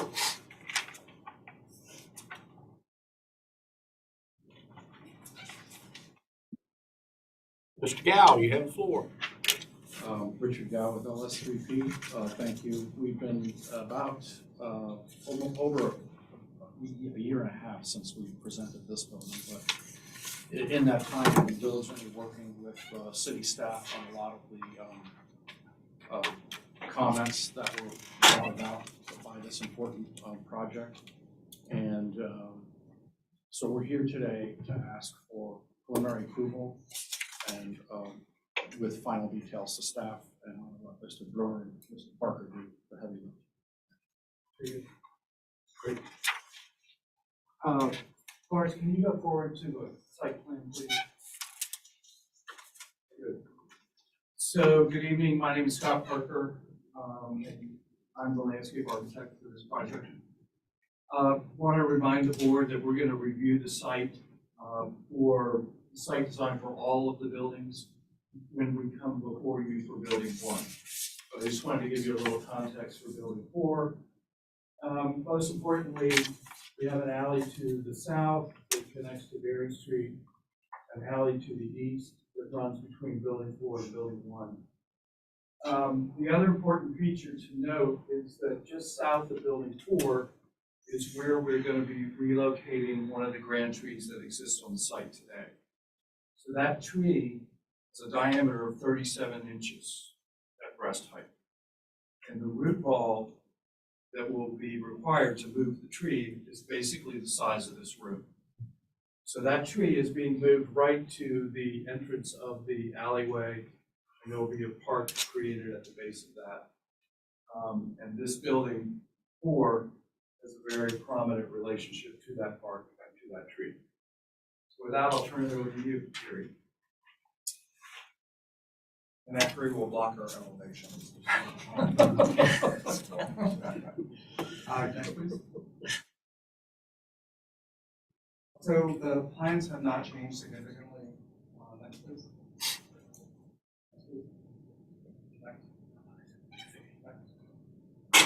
So the staff comments were confirm material at first floor, provide additional recess to the center portions of the long facades, confirm the basic window sizes for scale and consistency with shutter application. So the elevations that we're showing are addressing those comments. So on each of these slides, the elevation at the top is what was presented at the last conceptual, and the elevation on the bottom is what we are showing today. So facing St. Philip Street is virtually the same. But you can see that we have added shutters at the third floor. The fourth floor is set quite far back, so it's not visible from the pedestrian level. We have also tinkered with the colors. One of the things that we are thinking about is building number 3, building number 4, and the two Liberty Senior Living buildings that are in St. Philip Street. We would like them each to have their own individual character. So we think that we're doing that through materials, color, and also how shutters are placed. So on this building, we thought that we would not have shutters at the ground level and have shutters at the second and third floor so that it would be distinct. And then we've chosen a color scheme that's different than the other buildings. Next, please. Here you can see, this is showing the overall St. Philip Street elevation. And on the left is building number 3 that we're presenting next. Building number 4 is in the middle, and then on the right-hand side is the Liberty Healthcare building. So we're looking at them together to make sure that they're individual and distinct. These are the rendering views of the 3 buildings with the building number 4 that we're talking about now on the right-hand side. Next, please. So here you can see it at a larger elevation with the shutters at the second and third floor. The wall material is a cementitious material, and we are using an overscale about 11 inches at the base for the ending. There are porches at the middle, porches at the side, and then 2 bookends with the entries at the street level to the private porches. Next, please. This is the detail of the porch at a larger scale. We are using square Doric columns. We have 1 porch divider. There are 2 bays per unit, and so we have a porch divider in the center. Next, please. This is facing north, and we had thought that it would be stronger to have the gable just at the entry side and to use a step parapet here since it is not facing the street and it's not a major elevation. Next, please. And here you can see it at a larger scale. Next, please. And then just going around the building, some of the details showing the windows, the colors, the shutters, the profiles. Next, please. This is the alley elevation, the street that the elevation that faces away from the street to building number 1. Next, please. Again, here we simplified from gables to straight parapet. And from the pedestrian view, there was a sense that you wouldn't really experience the gables on the top of the building. Next, please. Various sections and details. Next, please. And then this is the main entry, the south entry that faces towards the park and the tree. We left the gable there. There's a 3-story porch. We added shutters on the 2nd, 3rd, 4th, and also on the west at the 3rd floor. Next, please. And so here you can see it at a larger scale.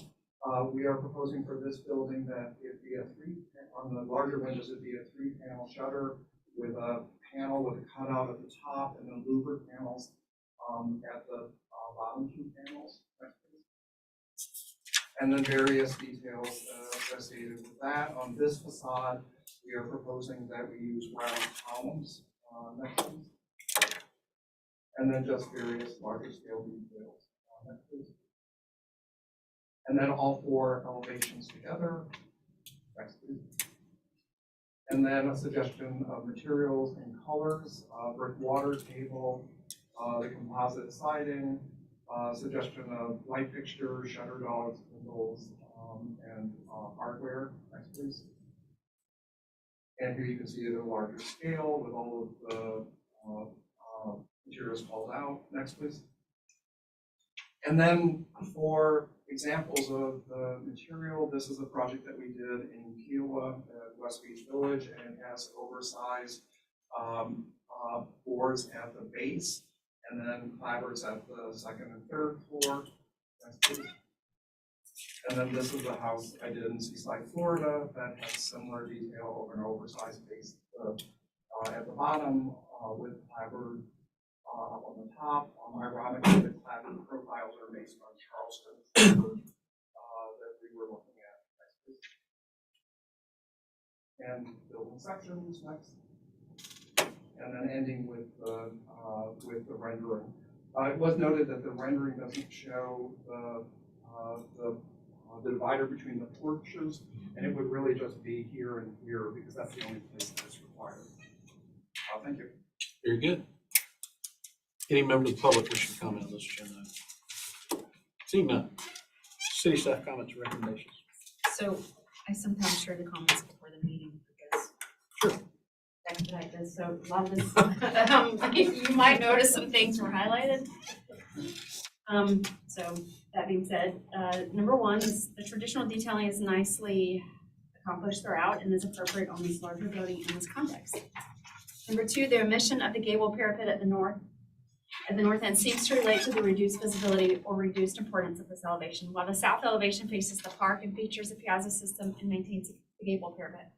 Because the building is otherwise symmetrical and the gable parapets are featured on the 3-story projected masses, staff advocates for making the parapets over the 4th floor at the north and south to be the same.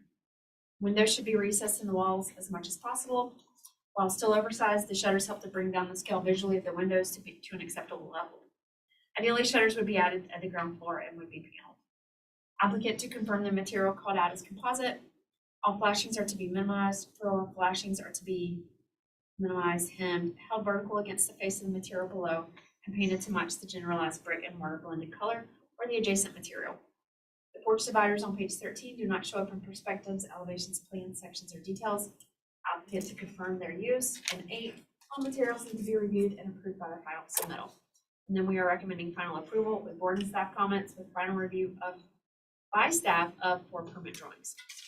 Any reply from the applicant? Hearing none, move on to board discussion. Okay. Lawrence, if you go to page 9.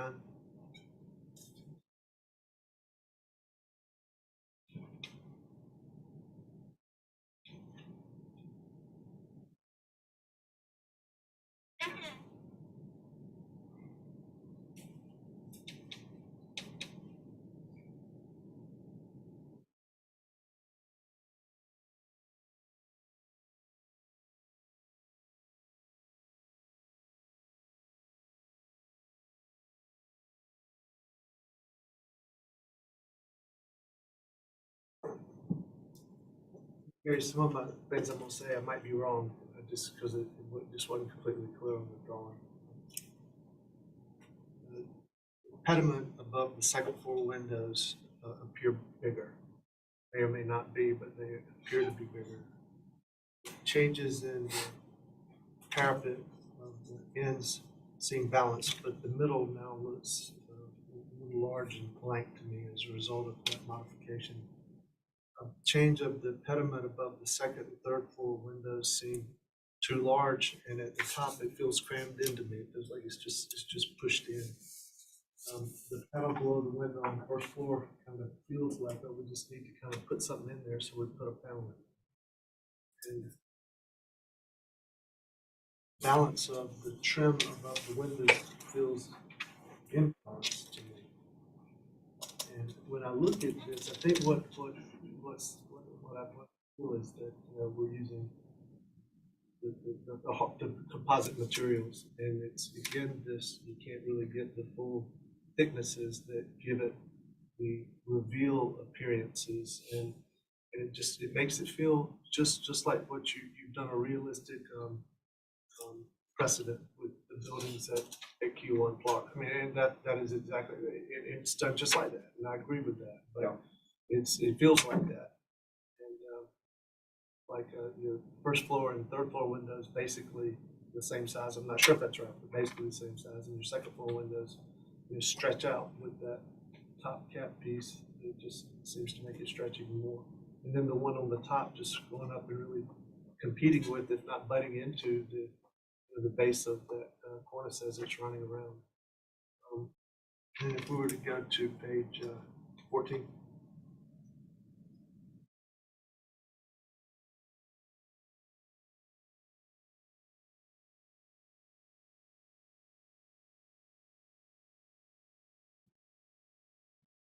I just was wondering about the shutters up on the third floor, 2 windows also. just to carry that up. And maybe that'd make it feel a little too heavy. It might, but I just was looking at that. And then I know we talked about this just briefly, but where are all the scuppers and downspouts going to go on some of these? Because I know that they'll have to be introduced somewhere or inside the building. And I actually don't know the answer to that. But We're locating them on the inside corners so Inside that they're as less visible as possible. Page 19.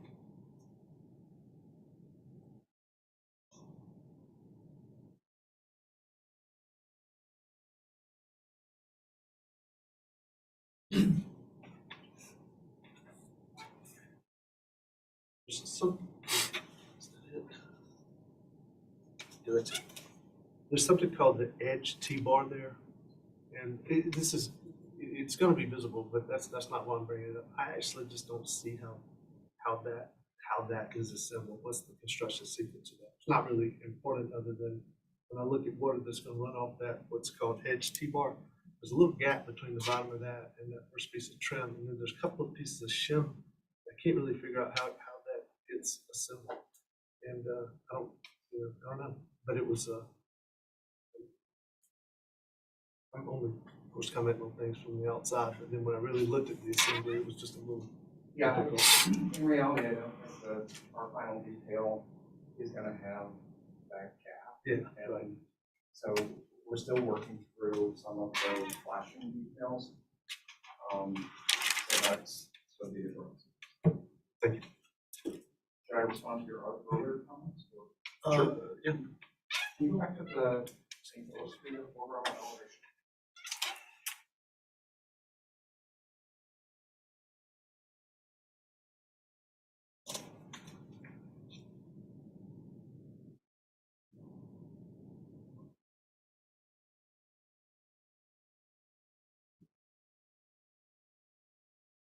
It's page 9.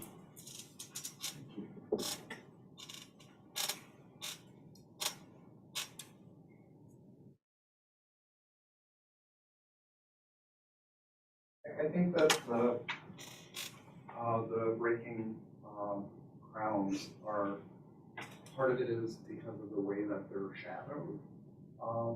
So what we have tried to do is dimension the height of the aperture based on the height of a column that would be from the belt force to the underside with an architrave piece and then a raking crown. So we made it slightly larger to be significant.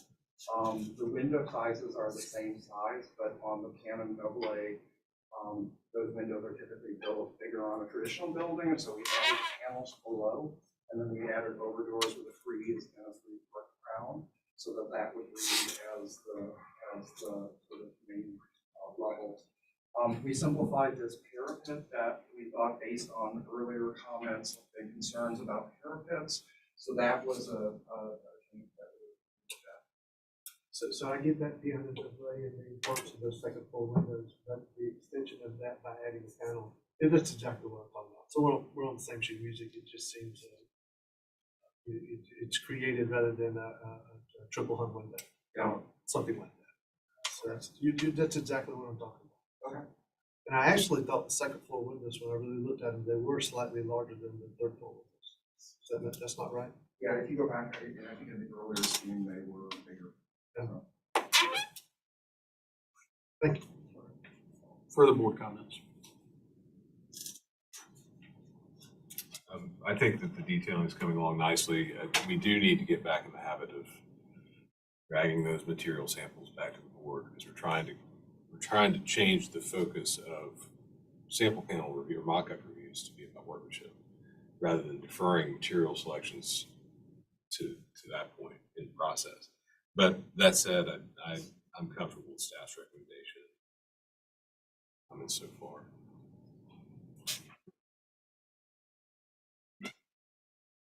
Anything to add at this point? With one exception, there's parapet, raised parapet on one of the elevations, on the end elevations. Do you think you really need it, or just continue you. I think staff's comments about it on the north side,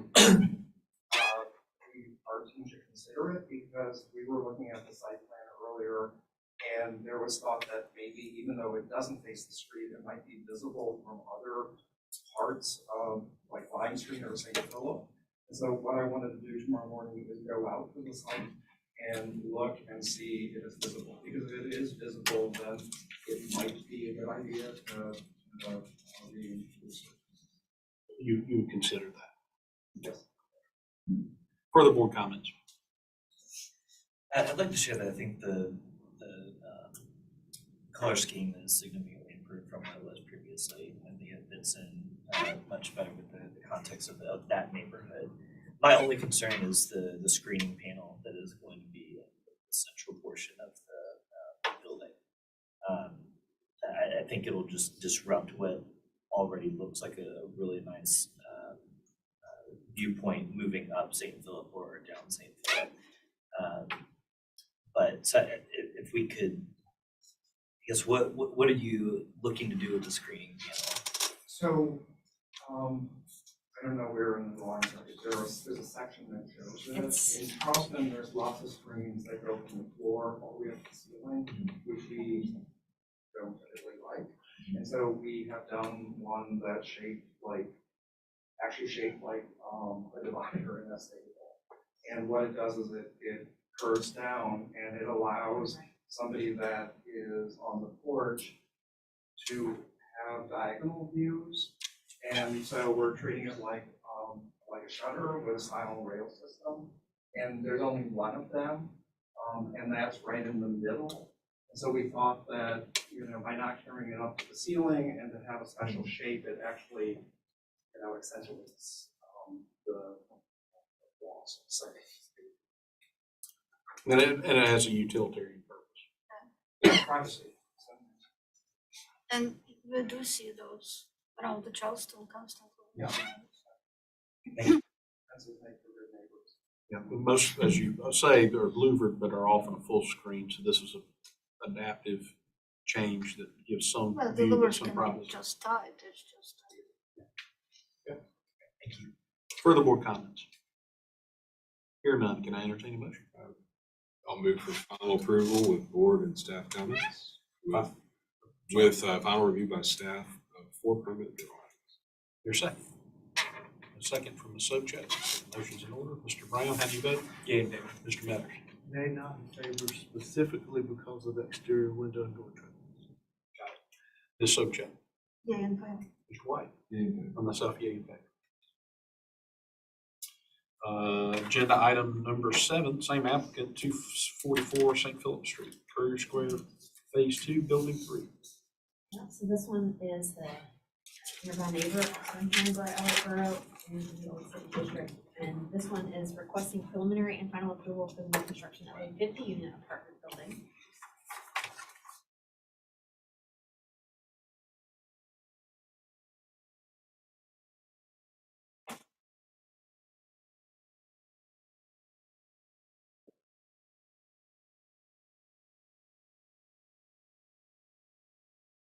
Yeah, we're using right along the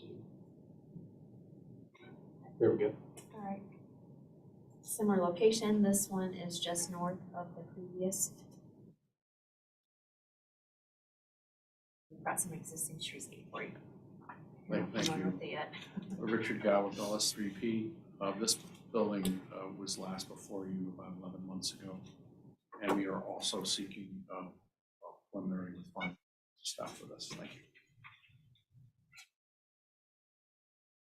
Park River, landscape architect. Likewise, the site improvements for this building will be reviewed with building one.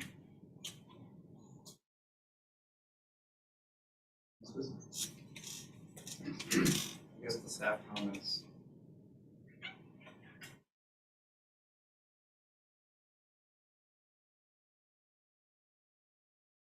Staff finds the revised proposal respond to previously reported staff and board comments. This includes revisions to the simplified roof massing, which was a sticking point for overall composition. Simplified and unified. Next, please.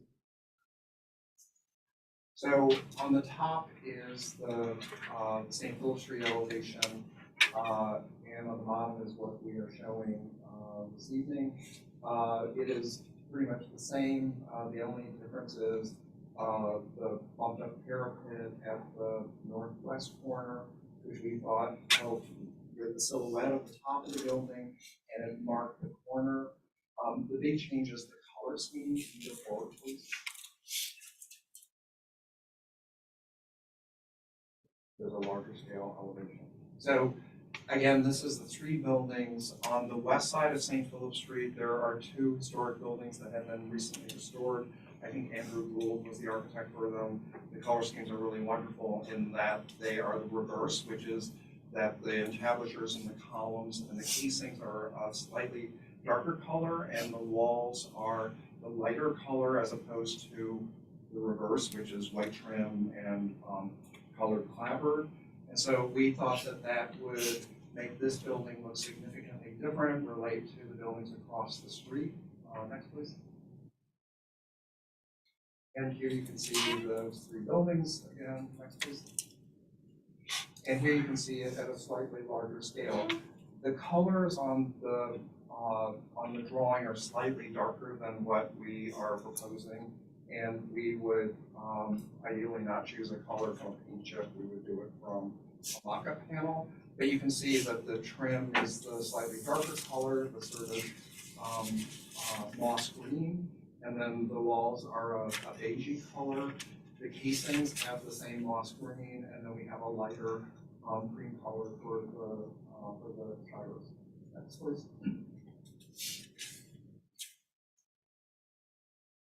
And then larger scale details with square columns and door capitals and bases.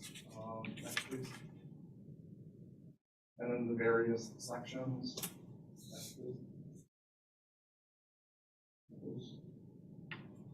And then this is the east elevation, which is facing towards the motor court, which is virtually the same with the addition of the parapet that we thought helped signify the center and mark the entry of the building. Next, please. And here you can see at a larger scale, there's an additive porch with square columns and a round column in the middle. Next, please. And then various sections through that. Next. And then moving towards Lime Street, this is the north elevation. So it's virtually the same with the exception of the color scheme.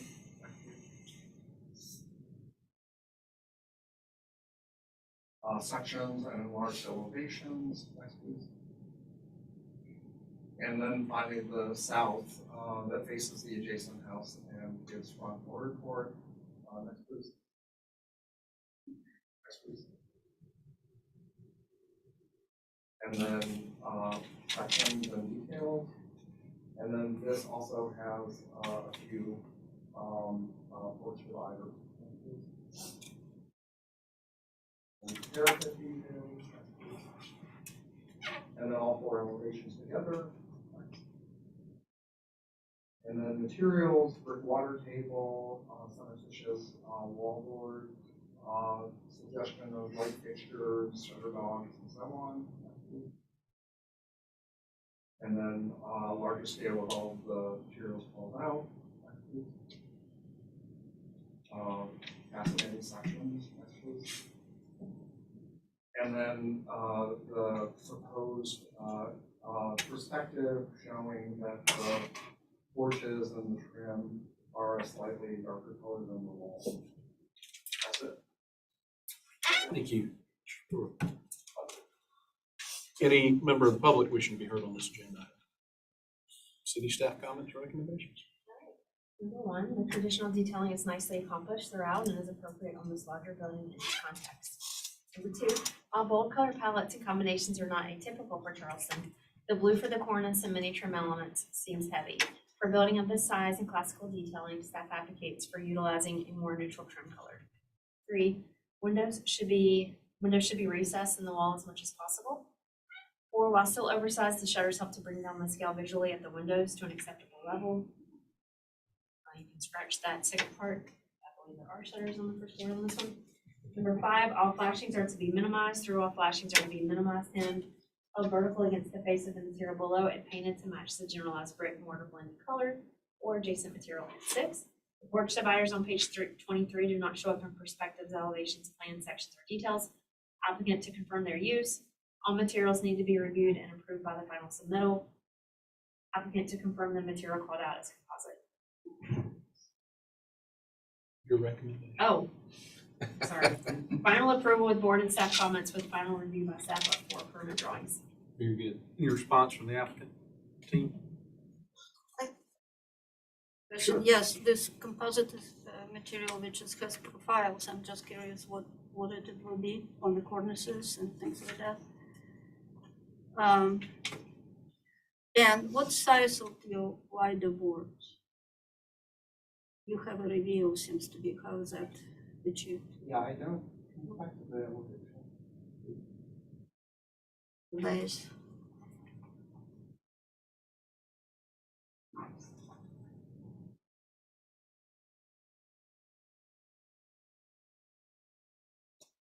It's about, they're about 8 or 9 inches, the bottom plates. So, and they are a reveal, but not with a profile in it. Your other question about the top cornice is, it's a 3-part cornice, so, and I'm assuming that it's going to be custom profile. So we will do a crown or what's called a Sima, and then the boxy, which is called Corona, and underneath we will do a bed mold. And that can be composite. I mean, we've also done it out of AZAC as well. So composite as what? You know, it's not cementitious, right? No. What are we verifying the material for the cornice? What's called your composite material like cementitious part? It is. Cementitious, okay. So we put it in. Well, we'll see, I Look guess. forward to seeing that on the mock-up. Yeah, I mean, we have done it. We've done cornices like that on Kiowa at Cougar Point, and so we can just put it in a mock-up. Guess we will see. Further board comments? I'm comfortable with staff's recommendation on this one. Any further board comments? So the spacings between the casings and competitive casings are here. And they show themselves much better and not than the previous project, so that's great. I will say, I don't feel like, you know, you're asking some questions that we don't have answers to, and we're gonna say, we'll see it on mock-up. I don't understand that, but, I mean, that's what we're doing. Well, they're also supposed to submit the materials for staff review during final review. Yeah, fair enough. So, I make a motion for approval with the final review, for final review by staff. On that drawings, incorporating board staff. I'll second that. Motion in a second. Mr. Brown, how do you vote? In favor. Mr. Metters? Yeah, in favor. Ms. Sobchak? Mr. White? And myself, yes. Thank you to the applicant. Thank you. Agenda item number 8, 41 B Street, Vince Mosley Building, MUSC, proposed demolition. I'll switch spaces. No.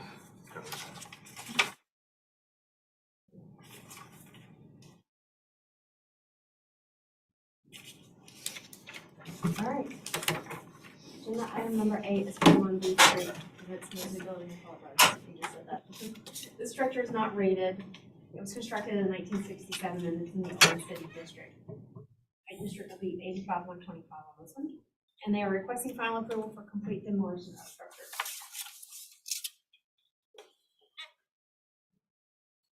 At the corner right there of B and what I was gonna say, is the location there. This, the, streetscape, the historic wall in front of it.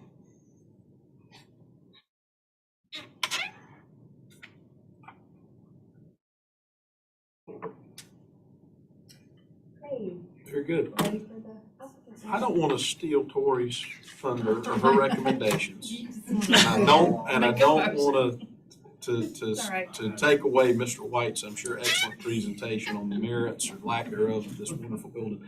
Is there any member of the public who objects to this? Hearing none, can I entertain a motion to approve the demolition? I'll make a motion to approve the demolition. Is there a second?